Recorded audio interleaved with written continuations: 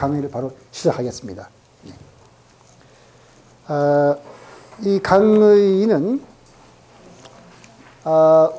제가 강의를 하는 목적을 설명드린다는 것은 바로 여러분들께서 또 금강경에 대한 강의를 듣고 싶은 것과 마찬가지일 텐데 그 일치가 되면 좋겠습니다. 그러니까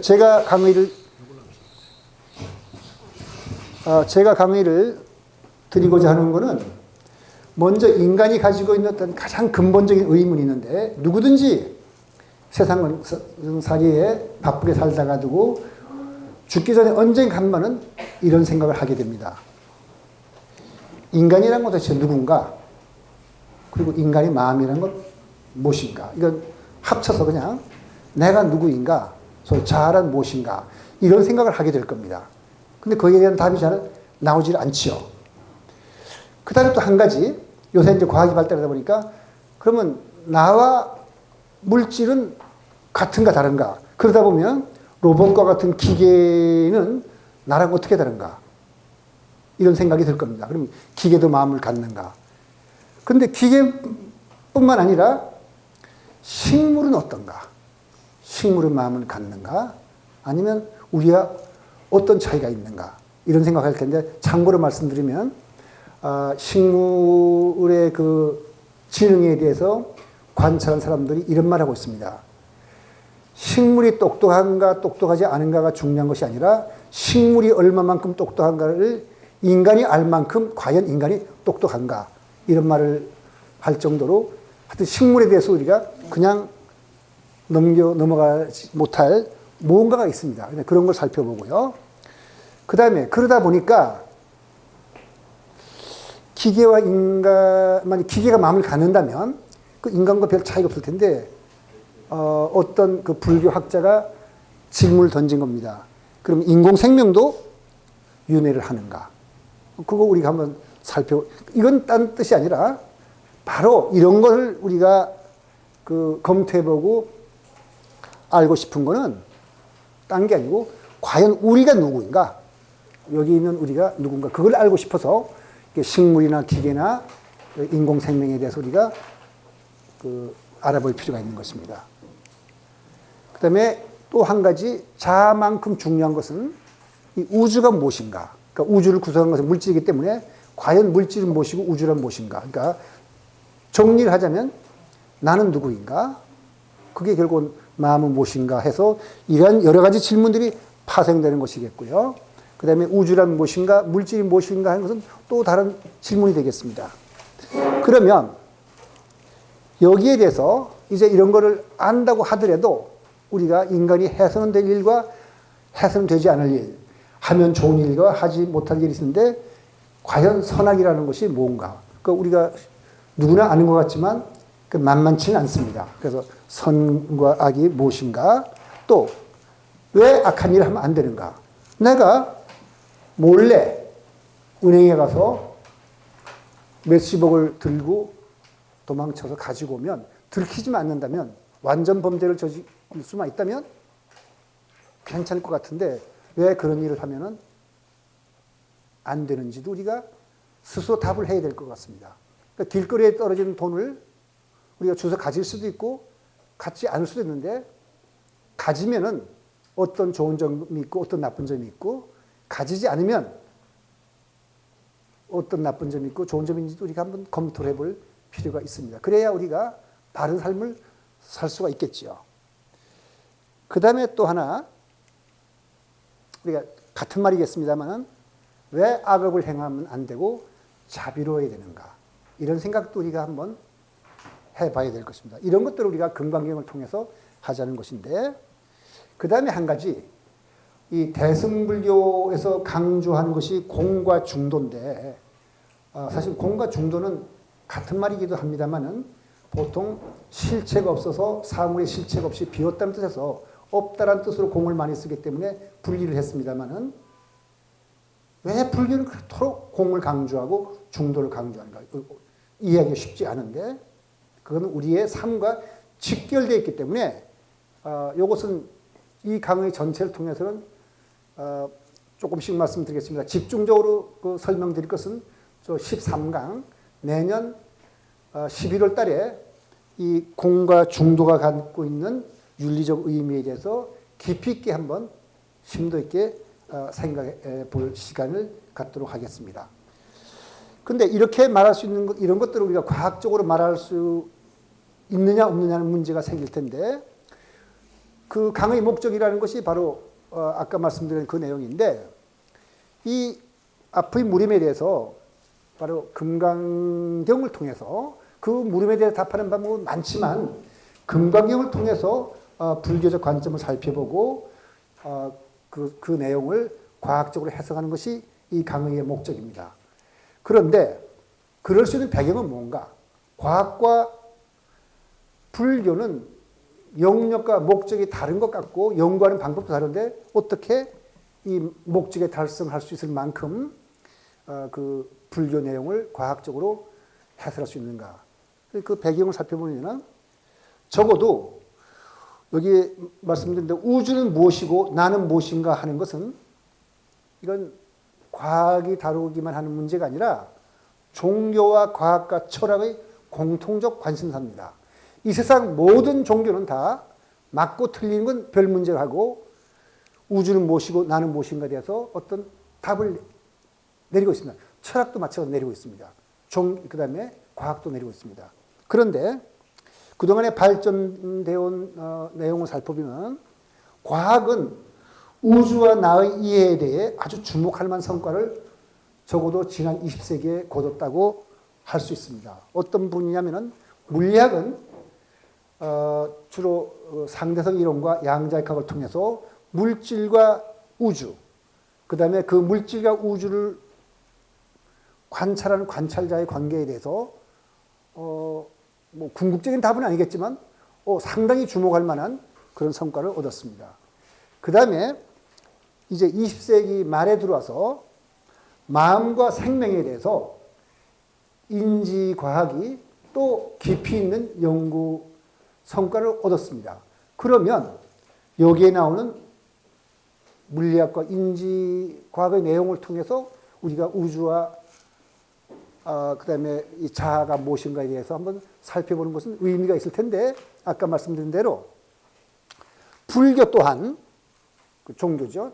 종교 또한 궁극적 답을 안다고 생각하는데, 많은 종교가 있습니다만 특별하게 불교가 흥미를 가진 이유는 많은 종교는 그 우리가 갖고 있는 이 모든 것을 그냥 신이라는 하나의 어떤 개념에 묶어서 설명해서 더 우리가 지적으로 파고들 틈을 주지 않는데, 불교는 이 소위 성리라고 할 만한 이 내용에 대해서 자세하게 설명을 하고 있습니다. 설명을 하고 있기 때문에 불교에서 설명하는 내용과 이 과학에서 설명하는 내용을 비교 검토해 볼 만한 여지가 있는 것입니다. 그래서 그 여지를 틈타서 우리가 과학적으로 이 종교적인 내용을 다루고자 하는 것입니다.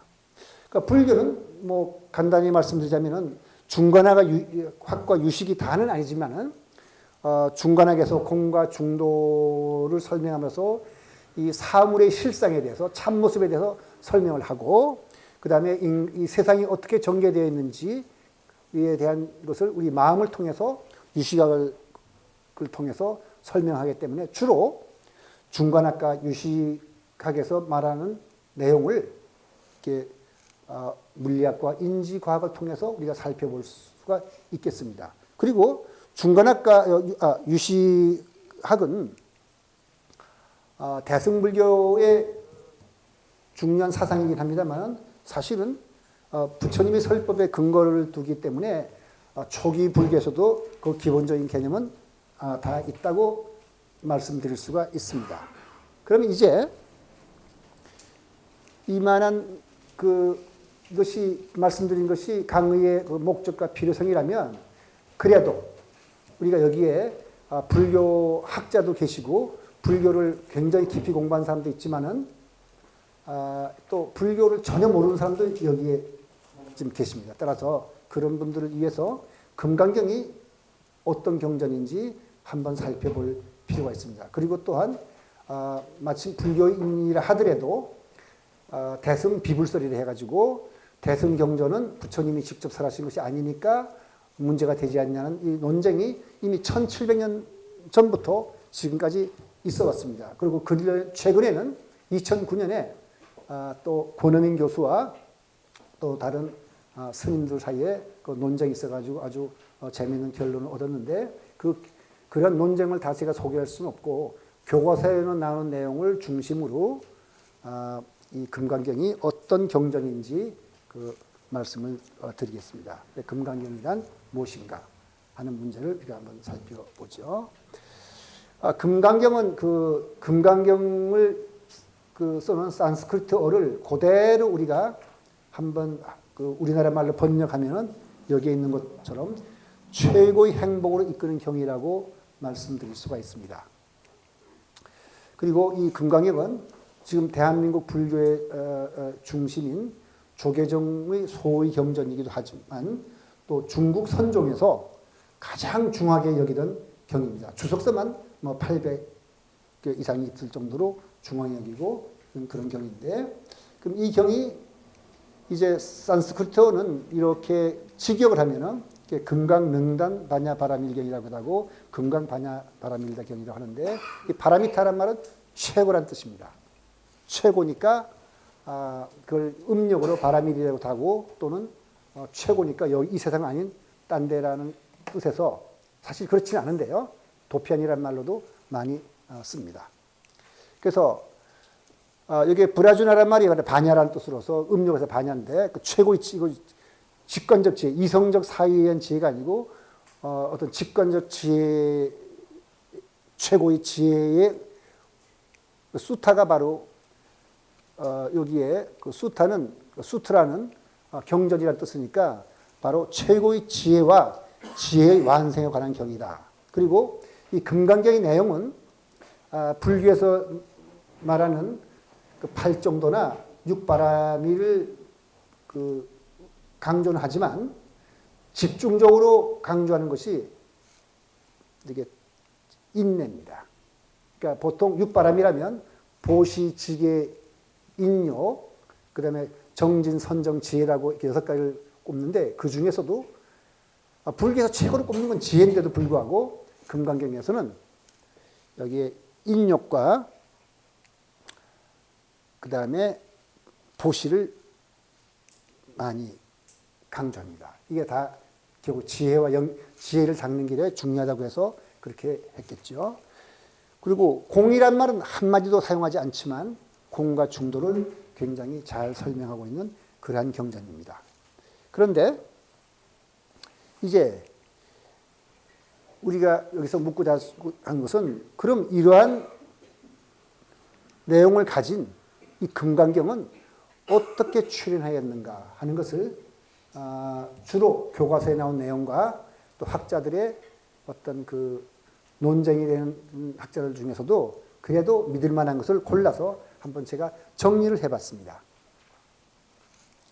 어떻게 되냐면 최초 경전이 성립과 기록이라는 제목을 썼는데 이건 뭐냐면 이 경전의 성립과 기록에 대해서 이 전해져 오는 어떤 그 기록이 있는데 그게 하나면 좋은데 그 북전과 남전으로 나눠집니다. 그 북전과 남전이란 말은 뭐냐면 지금 남방 우리가 상자부 불교라 부르는 스리랑카, 태국, 미얀마, 캄보디아에 전해진 어떤 그 불교와 그러니까 중심은 스리랑카입니다. 그러니까 스리랑카에서 전해진 어떤 기록과 그 다음에 북전이라 그러면 지금의 어디쯤 되냐면은 파키스탄과 아프가니스탄 근처의 땅인데 간다라와라든가 미투라 이런 쪽에 있던 그 북쪽에 있는 활동하던 설일체유부라는 굉장히 그 융성했던 어떤 불교의 한 파가 있었습니다. 그 파에서 전하는 내용이 완전히 다릅니다. 다르기 때문에 둘 다 제가 전에 말씀드리고자 합니다. 그래서 북전은 인도 서북부 지역 마투라, 간다라, 카슈미르. 카슈미르는 지금 파키스탄과 인도 사이에서 국경 분쟁이라는 그 지역이고 이 마투라 간다라는 다 아프가니스탄이라든가 이 파키스탄 쪽에 있는 그런 땅인데 거기에 기반을 구축한 굉장히 그 당시 아마 세력이 제일 강했습니다. 그 설일체유부가 전하는 자료입니다. 그리고 그 다음에 대승경전들이 바로 북전이라고 할 수 있다면 남전은 뭐냐면 그 다음에 북전의 언어는 주로 산스크리트어로 기록이 되어 있습니다. 그리고 남전은 뭐냐면 남방 상자부인데 그냥 상자부라고 하지 않고 남방 상자부라고 그러는 이유는 원래 인도 본토에 상자부라고 그러는 그런 부파가 있었는데 그 부파는 이제 없어져 버렸고 인도에는 불교가 없어졌으니까요. 남쪽으로 전해져 가지고 스리랑카로 중심으로 해서 이 동남아시아를 퍼졌기 때문에 남방 상자부라고 하는데 거기에서 전하는 자료를 우리가 남전이라 부릅니다. 이 남전의 언어는 빨리어입니다. 그래서 빨리어는 어느 그럼 어떤 언어냐?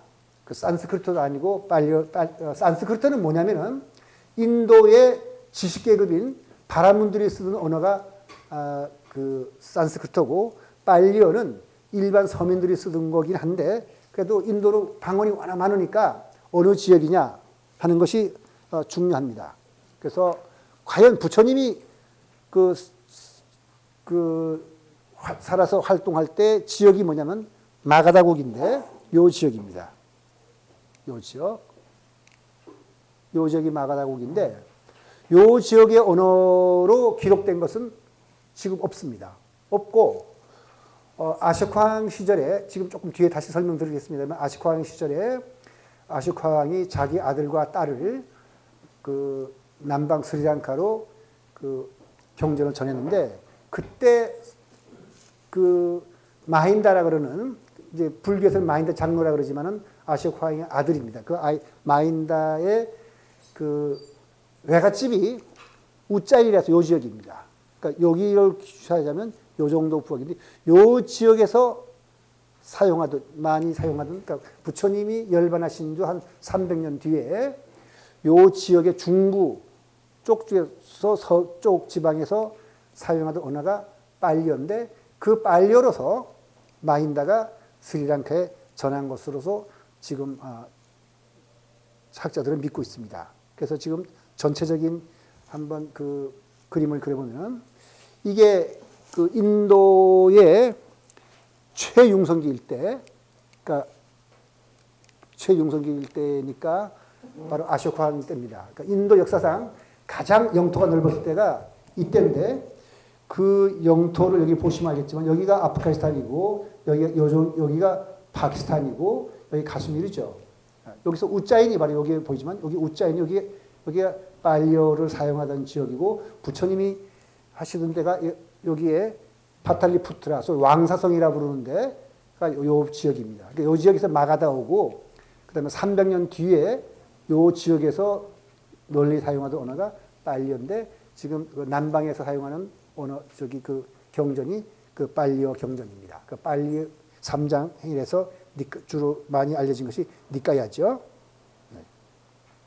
그다음에 또 우리가 한 가지 알고 싶은 것은 그 다음에 인도는 넓은 나라니까 여러 가지 그 정치적으로 뭐가 복잡하다가 북부에 그 이민족입니다. 이민족이 그 쿠샨 왕국이라는 걸 세웠습니다. 그때 그 카니시카 왕이란 또 아주 영매한 임금이 지금 요 간다라 탁실라 요 지역을 중심으로 불교가 굉장히 융성했을 때 그 불교를 뒷받침해 준 왕이 카니시카 왕입니다. 그래서 요 지도를 보시고 인도의 그 아까 바탈리푸트라가 부처님이 활동하시던 왕사성이고 그 다음에 여기가 아까 우짜인이 요 정도에 여기에 있네요. 여기에 있었다면 지금 카니시카 왕이 그 다스리던 북인도는 굉장히 북쪽이죠. 지금의 인도 북쪽과 그 다음에 파키스탄, 아프가니스탄, 그 다음에 이쪽으로는 지금의 아마 우즈베키스탄과 저기 페르시아 쪽이 약간 들어와 있던 이런 땅을 여러분들이 머릿속에서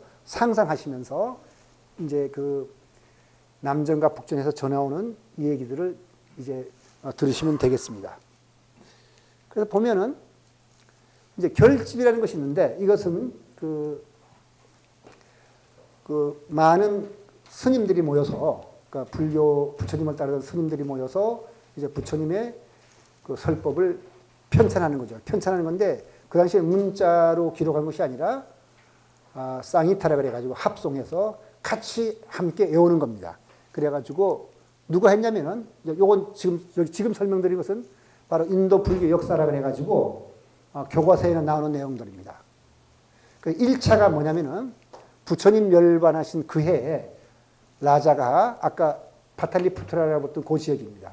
그 왕사성 칠력불에서 경과 유를 결집했다. 그래서 그 안한존자가 그 부처님을 가장 많이 따라다니는 사람이기 때문에 안한이 나는 이와 같이 들었다 하고 외우면은 다른 사람들 듣고서 그게 맞다 하면 다 함께 500명 아라한들이 똑같이 합송을 해서 이것은 부처님 말씀이라고 이렇게 정하는 겁니다.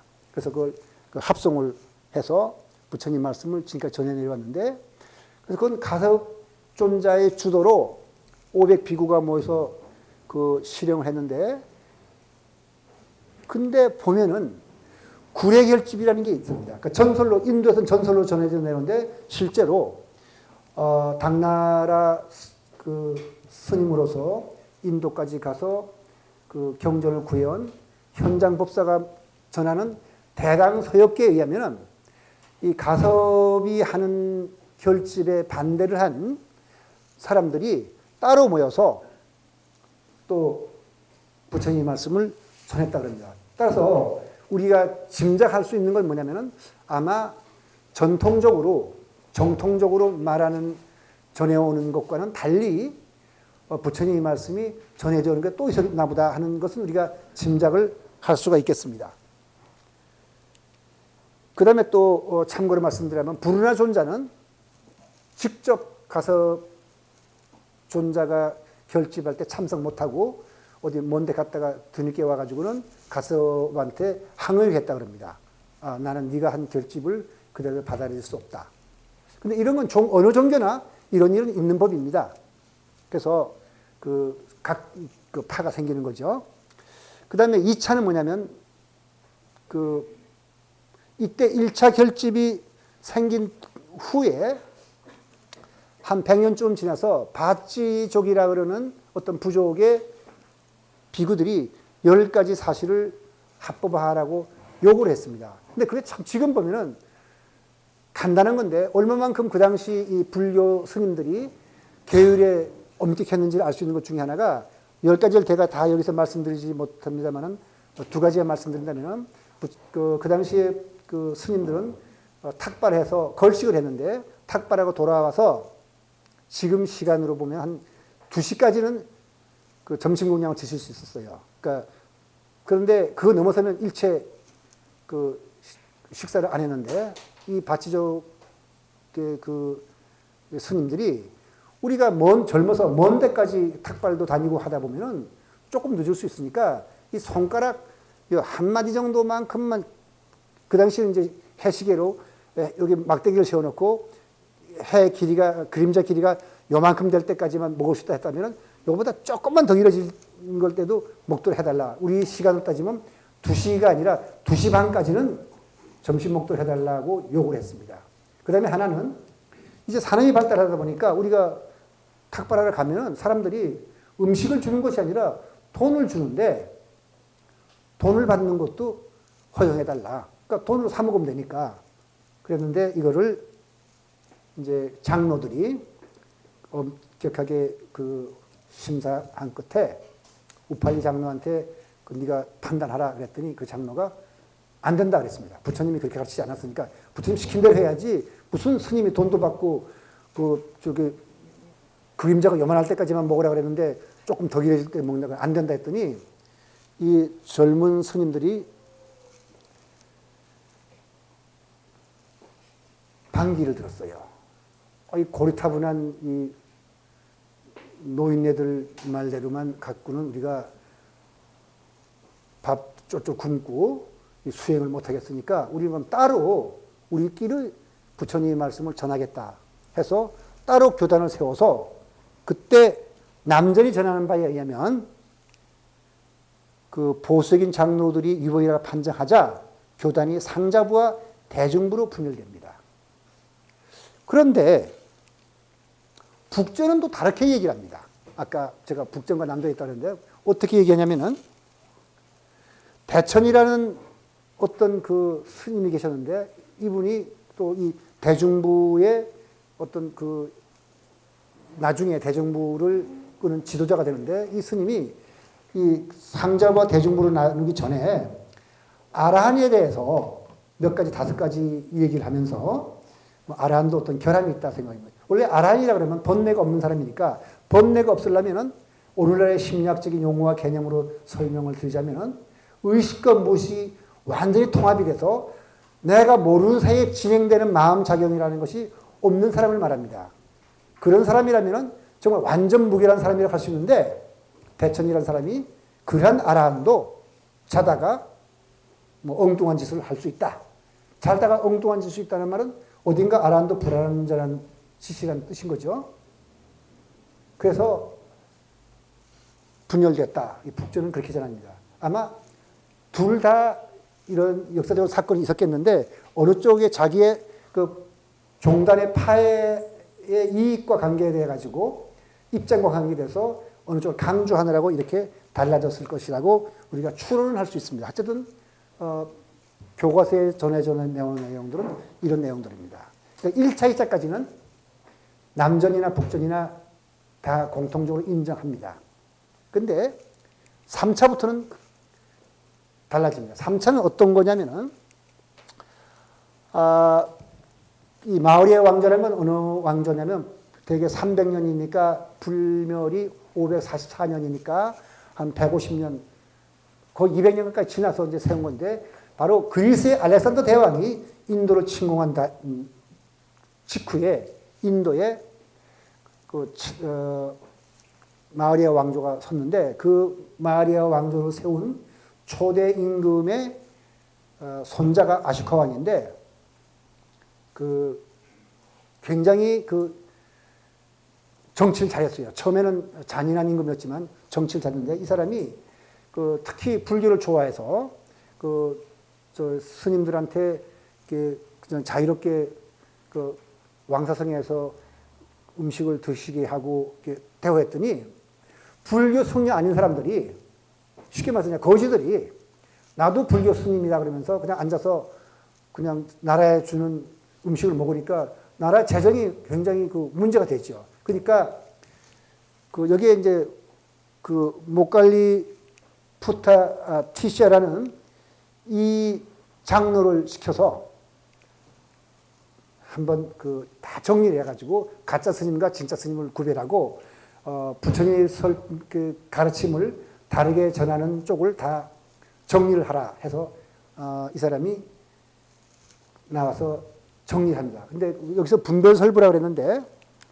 분별설부는 당시에 분별을 잘한다는 뜻이니까 이성적 사유를 잘해서 옳고 그름을 잘 하는 파란 뜻인데 이것은 상자부, 본토에 있는 상자부가 자기들을 또 이렇게 분별설부를 벗으니까 그냥 본토에 있는 상자부라고 보시면 됩니다. 그 상자부의 교설만 인정을 했습니다. 그러니까 대중부하고 다르죠.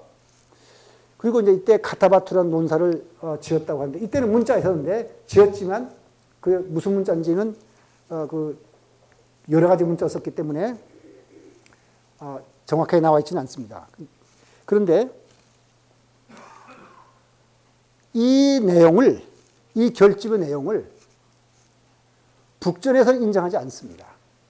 그러니까 지금 오늘날 불교에서 보면 남방 상자부에서만 이것을 결집으로 인정을 하고 있습니다. 그리고 이제 또 제4차 결집이라는 것이 있는데 이거 제가 말씀드린 인도 지금 불교 역사를 말씀드리는 거죠. 4차 결집은 언제 나오냐면은 바로 카니시카 왕 때 쿠시안 왕조의 카니시카 왕 제시 북쪽에서 세력을 떨친 설일체 유부를 중심으로 대비바사론이라고 부르는 엄청나게 긴 어떤 논설을 이때 완성합니다. 그런데 이것을 남전에서는 인정하지 않습니다. 그러니까 남전은 공통적으로 인정하는 것은 1차, 2차고 3차는 남전은 인정하지만은 인정하지 않으니까 북전은 4차만 인정하니까 북전에서는 1차, 2차, 3차라 그럴 때 그 3차는 여기서 말하는 인도 역사에서 말하는 요 4차가 북전의 3차가 됩니다. 그리고 1차, 2차, 3차, 인도 역사에서 말하는 1차, 2차, 3차는 남방불교에서는 또 자기들의 결집으로 인정을 하게 됩니다. 그런데 남전에서는 결집이 그걸로 끝나는 것이 아니라 그 뒤에 4차, 5차, 6차까지 있는데 4차는 뭐냐면 스리랑카에서 그러니까 아쇼카 왕이 그 자기 아들을 시켜서 빨리어로 되어 있는 경전을 전했으니까 그 스리랑카에서 되게 기원전 여기에 조금 이상한 게 있죠, 그죠? BCE라고 우리가 교과서에서 보통 배울 때는 서기 기원을 AD와 기원전을 BC라 하는데 그건 뭐냐면 Before Christ, 아노 도미노에서 다시면서 그리스도가 탄생하기 전, 그리스도가 탄생하는 거라는 뜻인데 종교학에서는 그렇게 쓰지 않습니다. 종교학에서는 왜냐하면 기독교만 종교가 아니고 다른 종교도 있기 때문에 여기는 소위 공통기원이라는 뜻입니다. Common Era. CE라 그러면 이게 공통기원, 또 B니까 Before Common Era니까 공통기원 전 29년. 네.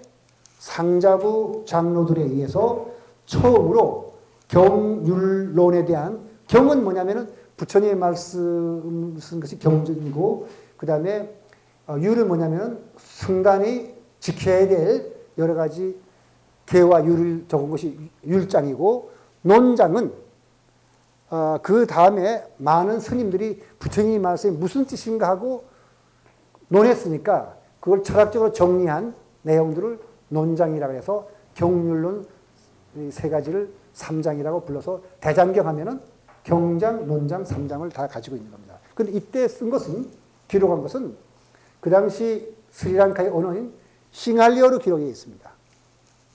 그런데 이것을 5세기경에 450년경에 붓다고사라고 하는 아주 특출난 스님이 나왔는데 이분이 싱할리어 3장을 빨리어로 번역합니다. 그 당시에 그 널리 쓰이던 빨리어로 번역을 하고 근데 여기서 이제 참고로 우리가 볼 것은 제가 읽어보겠습니다.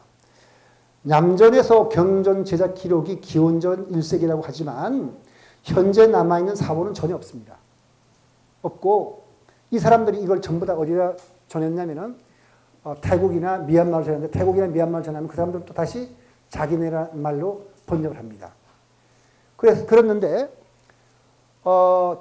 그 스리랑카는 그 드라비다족이 자꾸 침공해가지고 그 붓다고사가 그 번역했던 빨리어 3장도 없어졌고 싱할리어 3장도 없어졌어요. 그래서 13세기나 18세기에 다시 태국과 미얀마에서 경전을 들여다가 번역을 해서 지금 가지고 있는 것이 빨리어 3장입니다. 네, 그래서 이렇게 보면은 그 간다라 지방에서 발견된 주로 대승경전인데 대승경전 4본 가운데 이 오히려 더 오래된 것이라고 우리가 볼 수가 있습니다. 오히려 대승경전이 남아있는 경전만 따진다면 그 남부 상자부 경전보다 더 오래된 것이라고 볼 수가 있습니다.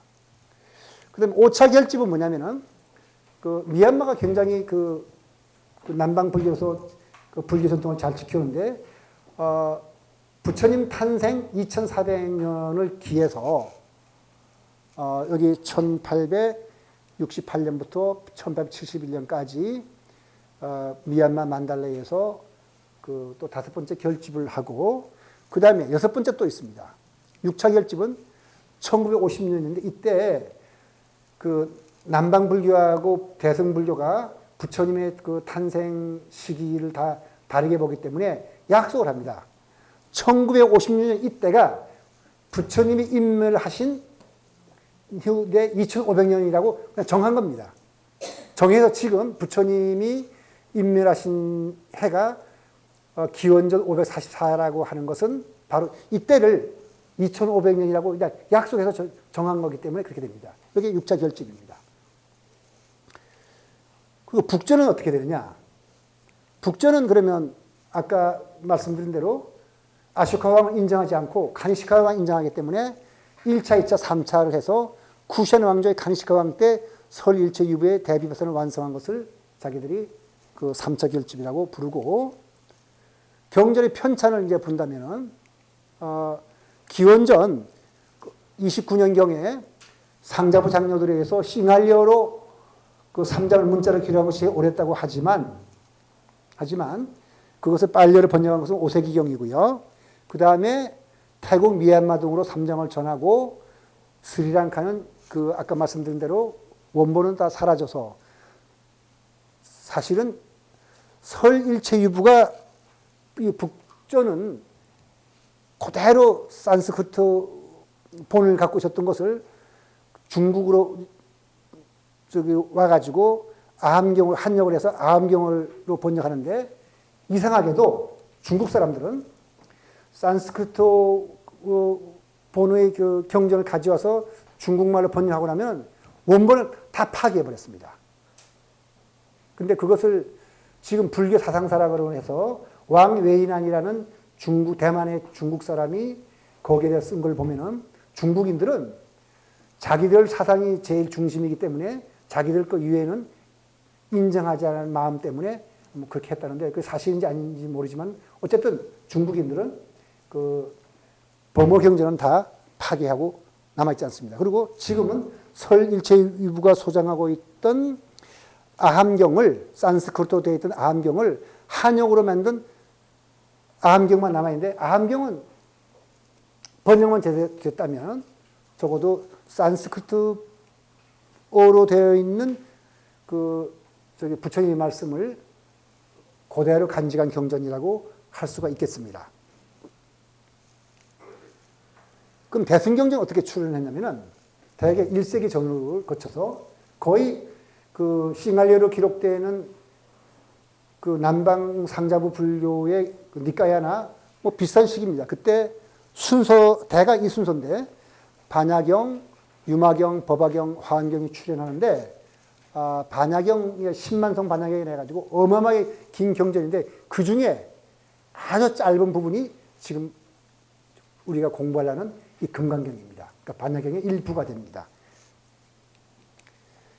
그러니까 소승경전에 우리가 소승경전이라, 저는 소승경이란 말을 쓰지 않습니다만은 뭐 꼭 필요할 때는 쓸 수밖에 없어 쓰는데, 소승경전의 출현과 시기적으로 비슷한데, 이 적어도 니까야라고 하는 그 남방의 불교는 적어도 부처님의 그 말씀을 스님들이 합송을 해가지고 전해놓은 것을 이렇게 기록했다 그래서 부처님의 진설이라고 주장을 하고 있는데, 대승경전은 그런 게 역사적 뿌리가 없이 어떻게 슬그머니 생겨나기 때문에 이것이 이제 문제가 되는 겁니다. 문제가 되는데, 제가 여기서 말씀드리고자 하는 것은 적어도 대승경전에 나오는 모든 내용들은 그 뿌리를 그 초기 경전에 찾을 수 있습니다. 니까야나 아함에서 찾는데, 니까야나 아함의 하나의 씨처럼 싹이 튼 것을 아주 그 사상적으로 이렇게 그 발전시켜서 만든 것이 대승경전이라고 과학적으로 보면 그렇게 우리가 밝힐 수가 있습니다. 따라서 대승경전은 오히려 제 입장에서 볼 때는 초기 경전에 있는 부처님의 말씀을 근거를 두고 그것을 더 깊이 있게 잘 해설한 것이 대승경전이다, 이렇게 저는 보고 있기 때문에 대승경전이 상당히 흥미가 오히려 있다고 생각합니다. 그리고 아까 말씀드린 대로 금강경은 공이라는 말을 한마디 사용하지 않고 공과 중도 사상을 전하고 보살의 역할을 강조하는데, 보살이라는 것은 대승경전에서 만들어낸 이상적인 인간상입니다. 그래서 그 대승이란 말이 나타나지 않고 공이란 말이 없는 걸 봐서 이 대승의 개념이 확립되기 전에 이루어진 경이 아닌가, 이렇게 생각할 수가 있겠고요. 참고로 말씀드린다면 여기에 깔루파나라는 불교학자가 제가 상당히 좋아하는 사람인데, 이 사람이 쓴 불교차의 역사를 보면 초기 금강경의 판본에는 청중이 1250명이 비구들이라고만 되어 있을 뿐이고 보살이라는 말은 전혀 없고, 더구나 그 경우의 프라크리본을 간직하고 있던 것은 오히려 소승의 일파인 동산부에서 가지고 있답니다. 그러니까 이 금강경은 아마 대승과 소승의 개념이 나누어지기 전에 아마 만들어진 경이 아닐까 이렇게 생각을 할 수가 있습니다. 그리고 대승불교의 중심사상은 공과 중도이고 보살사상입니다. 그리고 남방불교 초기 불교와는 달리 부처님이나 보살이 거의 신적인 존재로 나타납니다. 우리가 관음보살한테 기도하고 하는 것이 다 그런 이유죠. 그리고 팔정도 대신에 육바라밀의 수행을 강조하는데 육바라밀은 보시, 지계, 인욕, 정진, 선정, 지혜 중에서 금강경은 아까 말씀드린 대로 특별하게 보시와 지계를 보시와 인욕을 강조한다는 것이 특징이 있습니다. 그런데 한 가지 여기서 우리가 말씀드릴 것은 부처님이 인멸하신 후에 부처님 말씀이 무엇인가를 연구하느라고 그 해설하고 철학적으로 의미를 다루라고 이 사람들이 그걸 우리가 아비달마 불교라고 하는데 아비가 뭐냐면 뭐 대하여니까 달마가 법이잖아요. 그러니까 부처님이 법에 대하여 철학적으로 연구하던 사람들을 아비달마 불교라고 부르는데 그 사람들은 굉장히 그 이론적으로 철학적으로 몰두했고 대중교회에 힘을 쓰지 않았다고 합니다. 그래서 대승불교인들은 우리는 부처님이 가르침을 대중과 함께 하겠다는 정신에 출발했지만은 또 상자부 불교하고 논전이다 보니까 자기들의 교리를 깊이 있게 하려다 보니까 그 철학의 쪽으로 연구하다 보니까 오히려 대승불교 이론 체계가 아비달마 불교 이론보다 더 복잡해졌다고 볼 수 있는 것이 아니라 제가 볼 때는 복잡해졌습니다. 그러니까 이렇게 되게 되어 있습니다. 세상은 이렇게 변하게 되어 있는데 이제 금강경이 어떤 경인가를 말씀드리고 다음 시간에는 이 강의의 제목인 마음과 삶에 대해서 10분 쉬었다가 다시 하겠습니다.